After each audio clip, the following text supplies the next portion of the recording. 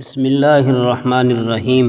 حضرت انس رضی اللہ تعالی عنہ فرماتے ہیں کہ ام ربیع بنت برا یعنی حارثہ بن سراقہ کی والدہ نے نبی اکرم نور مجسم شفیع معظم امام الانبیاء صلی اللہ تعالی علیہ وآلہ وسلم کی خدمت میں حاضر ہو کر عرض کی، یا رسول اللہ صلی اللہ علیہ وسلم، کیا مجھے حارثہ کے بارے میں نہیں بتائیں گے؟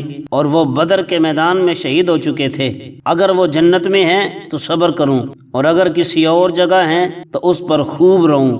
سرکار دو عالم صلی اللہ تعالی وسلم نے فرمایا، اے حارثہ کی ماں، جنت کے مختلف جردے ہیں، تیرا بیٹا جنت الفردوس کے اعلیٰ درجے میں پہنچ چکا ہے۔ تو یہ میرے مصطفیٰ کریم صلی اللہ تعالی وسلم کی شان مبارک ہے، عظمت مبارک ہے کہ اللہ رب العالمین نے آپ کو اتنا کچھ عطا فرمایا، اتنا کچھ عطا فرمایا کہ اتنا علم عطا فرمایا۔ عطائی علم ہے میرے مصطفیٰ کریم صلی اللہ تعالی وسلم کا۔